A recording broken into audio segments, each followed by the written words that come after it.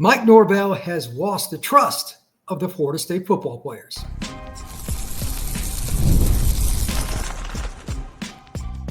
You are Locked On Seminoles, your daily podcast on the Florida State Seminoles. Part of the Locked On Podcast Network, your team every day. Welcome back into Locked On Seminoles. I am your host, Brian Smith, longtime college football recruiting analyst. Thank you for making Locked On Seminoles a part of your day each and every day right here on the Locked On Podcast Network. Today's show is brought to you by our friends at Game Time. Download the Game Time app, create an account, and use code LOCKEDONCollege for $20 off of your first purchase. We have a few different things to get to today that are very important. And if I have time, I've already got the stats lined up. We're going to talk about Florida State's D-line. There's actually some hope down the line. It's a little bit better than what I had anticipated with some of the big guys. And there's some more eligibility than I thought with some players. We're going to be talking about that towards the end of the show. In the middle, and one of the most important topics, maybe the most important for the next 5 years, is Florida State's coaching list. Despite the commentary by one Mr. Alford, Florida State's athletic director, that I'm sure left a bad taste in the mouth of many Florida State fans, and this commentator as well, regarding Mike Norvell making, the assessment at the end of the season, I will not believe for 1 second, not one, that Mike Norvell is going to be back in 2026. That's why I have a plethora of notes, coaches that I think you should go ahead and wipe off the list, as well as a few guys that you may not have thought about that we're going to kind of start on today. And then every day we're going to, just for the record, we're going to talk about coaching candidates until there are none. So that'll be in the second part of the show. But to begin, something that I did not anticipate, and that is Florida State having a problem with the players regarding Mike Norvell. I've said on Sunday and Monday that I didn't think they quit in the Stanford game or anything like that. But the following is, I'm just about to finish up my notes and do nothing but a coaching search show, nothing else. I had the other notes just for fun, just in case, again, we get to it with the defensive line. But I'm listening to the podcast over there, Knowles 24/7, just to have some background. And I'm scrolling a little bit, just looking at the page too. And Zach Blostein has something about the team with the players and kind of not being bought in. And here's the quote that you don't need any more. You can go read the whole thing if you want on the Knowles 24/7 board. But this is the quote that I'm like, oh boy, here we go. And if you take nothing else from this podcast, note, this is the only time this year that I felt like it was the 24 season. It states, Coach Norvell has lost the team. That is from a source. That's not Zach's opinion, from a source on the team. Not great. Not great. That's a bad sign. So I'm guessing this is post-Stanford because, full disclosure, that game was close. They played hard. It went down to the last half inch. And by the way, I still think he scored, but whatever. The point is still the same. The message is no longer resonating. They're tuning him out. And there's stuff about Edwin Joseph, how he walked by Norvell, didn't pay attention to him, and guys kind of mocking Norvell in the locker room. If you go search it, I'm not going to dive into that. I don't even want to go look it up because I've seen enough. If that is true in any capacity, we got a problem. Because it's not just about this team. Let's say there's 5 guys, just to use easy math. There are 5 guys that are just 100% on the way out. And it could be some good players. It may just be guys riding the pine. I don't know. But that's going to permeate through your locker room. Norvell brought this upon himself, but you shouldn't be checked out either. This is a little bit of culpability on the coach and the players. That's how I take it with the limited access that I have to this. But still, if you are checked out, if you are in any way, shape, or form not purposefully taking in the message and then resonating with your teammates, not using that in lifting, how you eat, how you sleep, and everything else, it's probably not going to work out for you at Florida State, at least while Norvell's not there, and probably not in general. Maybe some of these people that are at Florida State need a change. I don't know, and I don't know how many there is. I don't know which player or players that it is. But this usually festers and goes quickly from my experience, and that makes me very, very disheartened because you still have got a bye week this coming weekend. Then you have Wake Forest, who actually can score. Then you have Clemson on the road. And then you have the difficulty of getting up for Virginia Tech in your last home game. Senior Day against Virginia Tech in this kind of season, how's that going to go? I'm concerned about that. Kyron Drones and them, they're probably going to be more motivated. Oh, boy. Then you have a Friday night game at North Carolina State. And then to conclude the season, you probably won't have to get the players up for this. Or do we? Maybe. I hope not. At Florida on the 29th of November against the Gators, Florida State against Florida. So can Florida State get to 6 wins with some players that are disenchanted, disengaged, maybe even just flat out done with Mike Norvell? That's iffy, man. Not trying to be mean, but that is a tall mountain. And this might be an Odell Haggins moment. I mean, he's a legend at Florida State. And he's very well respected. Maybe he needs to snuff this out. And like, you got to be very careful. I'm sure there's people right now saying, "I'll throw these guys off the team." Doesn't work that way. Not in today's era. You won't have a team if you do that. You have to be careful how you approach it. So this is a very sensitive issue because you don't know which guys are and are not totally bought in just by looking at them. You're not going to get everybody to raise their hand. It'll be interesting to see how they play. Again, you got a bye week, so some of this stuff could fester. Some guys may opt out. I have no idea. But this is bad any way you look at it. My bigger concern is how do you handle it? Because if it's not handled extremely well, even with Odell and people that know the school well, this could be a disaster. And a lot of players that aren't in that camp yet could be slid into that camp. And then that's where transfer city happens. Let me tell you something that I do know. Fact. There isn't a school in America right now that's having problems. It's either A, fired their coach, or B, might. Florida State obviously is in the B category. That doesn't have coaches from other schools in some way, shape, or form orchestrated. I'm not saying they're contacting directly, but orchestrating, hey, so-and-so, I recruit your high school. Your kid, we didn't get him. He went to Florida State. Can you get the pulse over there and find out? They're doing anything they can to try to slide their way in. And sometimes just directly call them. Hey, why don't you come to our school? If you've got a bunch of players that are ticked off at the head coach and there's a mini revolt starting, or even if it's just disenchantment and the ranks are just tuned out, the chances of transfers goes up exponentially. And again, I know some old school people, well, what do we kick them off? It just doesn't work that way. You will ruin your program for a very long time by doing that because then other guys will be gone. Players will stick with players, come hell or high water. So you got to be careful about it. I'm curious to see what FSU does. Zach's not going to post that unless he got it from somebody that really matters. And I respect him. He's a really good guy. I am very, very concerned about the next level of what happens with FSU.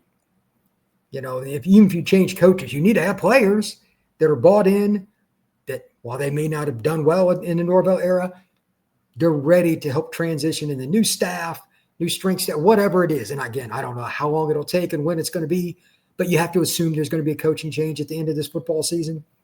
You need as many good players on the roster for that next coach.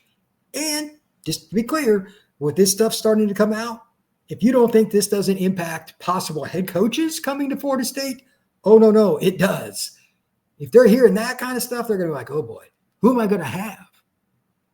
And worse yet, what if I have somebody and I don't want them? Like, there's always going to be a few guys you probably try to get rid of, but do I want this to be my next job? Am I going to have to watch this fester in my first season? And then after the first season, that'll bring up questions for guys that are possible candidates. FSU has to nip this in the bud. And let me be clear what that means. Don't send out messages to the media. Don't you dare post that. If there's any censorship, the media is done with Florida State, by the way. They're out. They're 100% out on what the AD or anybody at FSU says. They're done. So that's not going to work. Florida State's going to have to work internally. And if they don't, the next coach is not going to be A, who you want it to be, and B, is going to have an even larger mountain to climb than he would have otherwise. That's no good for anybody involved. So can we please not do that? It would be nice for all of us involved. Make this work to the best of your ability. I know it's not going to be pretty. Do the best you can. And then let's move forward. So with that, we're going to come back and talk more Locked On Seminoles. Today's show is brought to you by our friends over at Monarch Money. Let's be honest, most of us can't even name our financial accounts, let alone what they're worth. 401ks, savings, investments, it's easy to lose track, and that can mean leaving money on the table. That's why you should use Moderate Money, an all-in-one personal financial tool that allows you to get your entire financial life together in one clean, easy-to-use interface on your laptop or on your phone. Whether you were just trying to figure out your 401k, how you want to do that, do you want to combine some accounts? If it's in one spot with Monarch, it's going to be a little bit easier. It's concise. It's straightforward. There's no guessing. It's right there. Don't let financial opportunity slip through the cracks. Monarch.com for 50% off your first year. Again, that's Monarch.com with code LOCKEDONCollege for 50% off your first year. We are also brought to you by our friends over at FanDuel. NFL season is in full swing. We got some really good opportunities right now to try to project who's going to make the playoffs. That's something else you can think about. But they've got an offer you don't want to miss. $300. That's what you can win with your first $5 bet for new customers with FanDuel. That's right. Pick a bet, put down $5, and if it hits, you can unlock $300 across the FanDuel app. If you don't have FanDuel, that's all right. It's pretty simple. All you got to do is download it on your phone, and you can check it out. And it's pretty simple here. Player props, parlays, traditional money lines, anything that you want to do, you can get it done right there on FanDuel. What are you waiting for? Visit FanDuel.com, download the FanDuel app today, and get started. Thank you once again for making Locked On Seminoles your first listen each and every day right here on the Locked On Podcast Network. I am Brian Smith, longtime college football recruiting analyst. I appreciate you stopping in. Please like and subscribe. And if you're on Apple, hit that automatic download for me. Now, I just want to talk about the coaching search. This is what most of you probably want to hear about. And to be honest, me too. I was not planning to do that first segment, but I knew that had to be addressed. First things first, instead of coaches that we need to profile, let's get some guys off the list. I'm all about full transparency. That's just the way it is. I'm never going to change. If you need Mr. Positivity, Mr. Sunshine, you can escort yourself out of the building right now. These are the guys that I would call, but it doesn't sound like it's going to matter. But at least for the fans, I want it to be out of your mind. I'm not saying Florida State shouldn't call them. Let me be clear. 100%, you should still call them. But right now, from what I'm hearing, these are no's. Take it for what it's worth. Marcus Freeman at Notre Dame, Jeff Brom, Eli Drinkwitz, Brom, of course, at Louisville, Drinkwitz at Missouri. These are guys that probably aren't going anywhere. You still call them, but you should, from a fan perspective, erase them from your memory. Now, does that mean Lane Kiffin's not coming? I put an asterisk by his name on my sheet over here. Here's the problem. A, Ford is after him. B, his ex-wife, who they're now back together, she's a Florida grad. I doubt he's taking the Florida State job. Just saying. Not completely unlikely, but most likely. Dan Lanning. Yeah, it's not happening. But there are other candidates as well that are very good coaches, and not everybody has to be, quote-unquote, the perfect coach at some other school for you to win. And right now, let me see if I've got more pages and notes than I can shake a stick at. Right now, looking at this list, there's still somebody else on here that I think would be intriguing, although not a perfect fit from a head coaching perspective, that I think is on the board for just about anybody, because we just don't know where he's going to end up eventually. Did we really think Matt Campbell's going to stay at Iowa State forever? Good Lord. Like, when is he going to take another job? I could see him taking the Penn State gig too. That's a possibility. Just want to throw out his name. Kenny Dillingham at Arizona State. Highly unlikely. He's at his alma mater, but you got to call. Those are ones that I think you should at least make an inquiry with, but don't expect much. With Matt Campbell being the really big widespread, I don't know. He's not a Southern guy. He's from Ohio, etc. But okay. For today, for the guys that I want to talk about, these are the coaches that I think are offensive coordinators that need to be mentioned. And I'll give a little bit of background on some of these guys. It's not perfect by any means, but these are all coaches that I think are really good. No particular order, but I am fascinated by the first one, so I'm just going to start with it because I've learned more and more about him over the last week or so. And I think he's going to be a head coach either this cycle or next. And he's recruited in the South all over the place. Buster Faulkner, somebody Florida State's went against. He's the offensive coordinator and quarterback coach at Georgia Tech. He played at Parkview High School, which is in Gwinnett County, in my opinion, the best county in the United States for high school football. It's just east of Atlanta. He's a quarterback guy. He's a guy that has been under Kirby. He's coached at Georgia Tech. And his list of stops is literally all over the South. There isn't a state he hasn't recruited in, really. It's kind of ridiculous. Georgia, Valdosta State, Central Arkansas, Murray State, which is in, I believe, the state of Kentucky, Middle Tennessee State, Arkansas State, Southern Miss, back to Georgia, and now Georgia Tech. He's been the coordinator at Georgia Tech since 2023, along with being the quarterback coach. Very successful, very diverse offense, a pain to prepare for with all their eye candy. It's got some of Gus's offensive fits in it, but probably less concerned with just running the ball. But he's got Haynes King right now on that guy's shoulders that's been beat up. So they haven't thrown it quite as much since Haynes has been there as you might have thought. Because when he was first coming out of high school, Haynes was a 5-star out of Longview, Texas. His dad was the head coach. He's just been beat up. So I'm curious to see if Faulkner gets an interview with Florida State or anybody like that. I'm not saying it's a lock by any means, but I wouldn't be disappointed. He's had success in a lot of different places, and being a quarterback by trade and coaching it for the pretty much all of his career, and he's still fairly young. He's recruited in the South again. He's coaching Tennessee and Arkansas and Mississippi. I mean, these are good spots, man. These are good spots. I think that would be a very, very good place to go with the coordinator hires. Not saying it's the only one or anything like that. And I got a few more guys to talk about tonight in regards to coordinators. But you could make an argument that the best all-around guy from recruiting, quarterback, all of those things, where he's coached at, Buster Faulkner could be somebody that you'd be a pretty good spot. And since he's been at Georgia Tech, he knows the ACC too. So for at least the next few years while Florida State's in the league, he would know most of the opponents.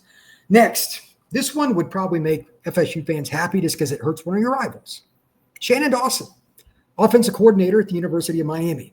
I've been around him a few times, very intelligent guy, wants to throw it around, but he will be balanced. What you see at Miami right now is a very conservative version of Dawson, and that's because of the head coach. He's probably more of a spread guy, but think a little bit more Florida State fast break. When he was at Houston, when he was at West Virginia, like he's seen some incredible passing attacks. He adjusts to his personnel. What a concept. And he's a guy that's a very good quarterback coach. Is very well respected.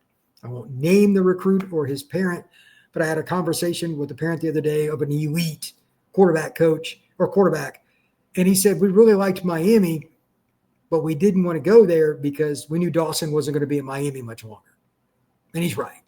He'll be a head coach this year, next year. I think Florida State should at least interview Dawson. And I also think Florida State should entertain the idea of looking at him and just in general down the road. If it's not now, it could be somewhere down the road too. He's still fairly young, and he's had a lot of success. West Virginia, Houston, and Miami. He's a Louisiana guy, so he's recruited in the South.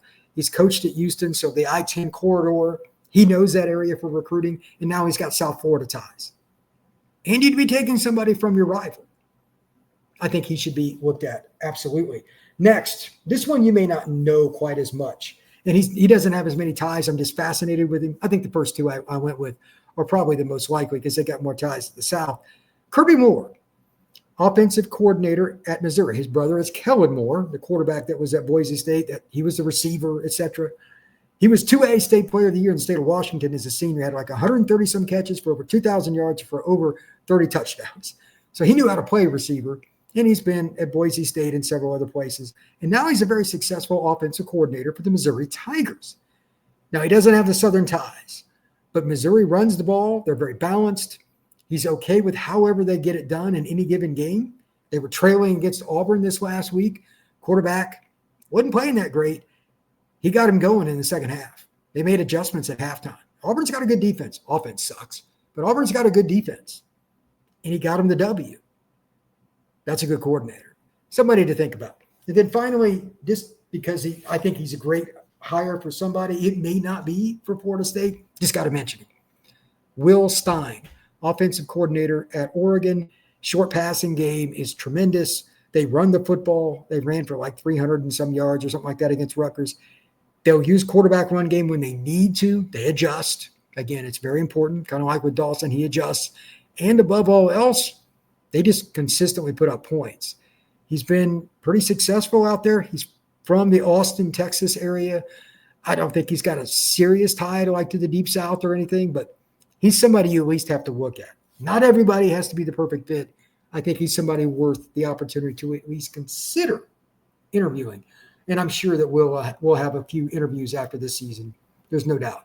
Next up, we're going to talk a little bit of defense. I got some D-line to discuss, and it's a little better news than I thought it was going to be, to be honest. It honestly is. That is next here on Locked On Seminoles. Today's show is brought to you by our friends at Game Time. College football is in the middle of an epic season. I couldn't be more excited. Tailgates, the games, the energy in the stands, there's nothing quite like it. But let's be real, actually getting tickets can feel more like a battle than the games themselves. Hidden fees, prices, there's a lot of reasons getting tickets. It's not necessarily the easiest thing in the world. That's why I use Game Time, literally, and the app gives you the advantage back to you, the fan. It's the easiest way to score last-minute tickets at the best prices, no surprise fees. What you see at the beginning is also what you're going to see when you go through checkout. Not many apps for anything are like that, so really cool about Game Time. You can pull up a Florida State game, Orlando Magic, Atlanta Falcons, whatever it is you're trying to do, and you can click on it, click on your seat, and get the view in a few seconds. It's really easy to use it. Take the guesswork out of buying college football tickets with Game Time. Use code LOCKEDONCollege at checkout for $20 off your first purchase. Again, promo code LOCKEDONCollege for $20 off. Swipe, tap, ticket, go. Download the Game Time app today. The good news is Florida State's defensive line is a little bit better, not only now than it was earlier this season, but for the future. I went ahead and took the liberty of just doing some stats, looking at Pro Football Focus regarding some of the basics in regards to their rankings and their subjective, if you will, ratings, and then, of course, snap counts. Big Darrell leads the D lineman in snaps. That's not a shock because there's nobody else like him really in college football. 296 snaps.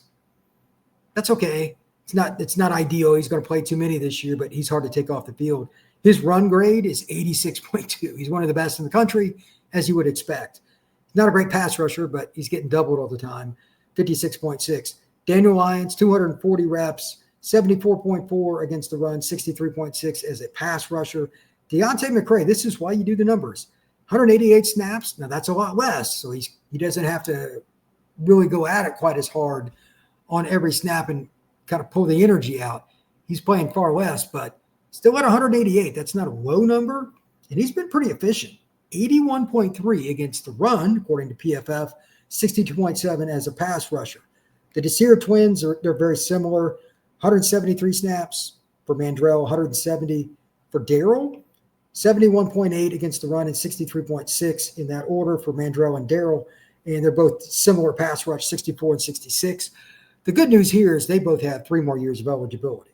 Daniel Lyons has got 1 more year. Deontay McCray's got 1 more year. So you got 4 big guys that you use quite a bit. Plus there's KJ Sampson too. Florida State's in a pretty good spot with some of those bigger guys up front. The disappointment for me, and I don't know if he's got another year or not, is Jason Jenkins. They were talking him up in fall camp. He's got 150 reps, but he's only 52.1 according to PFF against the run, and I haven't noticed him much. To be honest, I really haven't. I don't always agree with PFF and their grades by any stretch, but that may not be far from true. 69.7 as a pass rusher. I haven't seen him be great, but that's interesting. The player that I think is most important on the defensive side long-term, I've talked about this recently here on Locked On Seminoles, Amari Williams. I think he's going to be the guy that's going to get the starting job next spring to be the pass rusher. That outside, that jack position, it may be a different name with whoever the new staff may be, but the jack position. If he's dedicated to just playing that spot, and they got plenty of tight ends, I think Florida State could have a really good player. He might even be an NFL player. Athletic, smart, enthusiastic. He's got the frame. He's got the length. If he's really just put on that spot and nothing else, they would have one guy, in my opinion, on the roster that is a true weak side defensive end who could also drop into coverage as that outside linebacker / jack position. It's a really hard spot. They need to get more, but having Amari would certainly help as that being the only guy. I think James Williams has another year. He's been disappointing to me, But for whatever it's worth, he's got 169 reps this year, 72.3 against the run, 66.6 against the pass. I think those are inflated. I haven't seen him make enough plays. He's not good at finishing. He's one of the worst tacklers on the team by PFF. It's in like the 20s. And that's true. He just does not finish well. He's got to work on his tackling because he should have had about 5 sacks. It's just true. But at least he's in the ballpark. He plays hard. So we'll see. But James Williams has not lived up to the expectation yet. I think he has another year. He was a JUCO kid, so he probably does. Be curious to see if he sticks around if this staff is not all the way together at the end of this season and beyond. So it's interesting. But I just want to give a barometer. You got some younger guys with some talent that have played quite a bit this year that will be coming back. And that's one of the things that the coaches that I talked about in the prior segment. Who do I have? What am I working with? Florida State's got some pieces up front. There are definitely holes on the roster. Don't get me wrong. But Florida State is not a sieve. They got some talent. Just got to keep it in the next head coach. You just got to develop it with the right staff. Thank you once again for making Locked On Seminoles a part of your day each and every day right here on the Locked On Podcast Network. It's a lot of fun for me, and this is a wild time. Let's enjoy this the best we can. I know that sounds kind of crazy, but look at it like this. I think they're going to get rid of Norvell at the end of the season. That's my anticipation. And I'm going to be talking about coaches all the way through the end of this month and the rest of the season, in addition to previewing games and everything else. So thank you once again. We will see you again soon on Locked On Seminoles.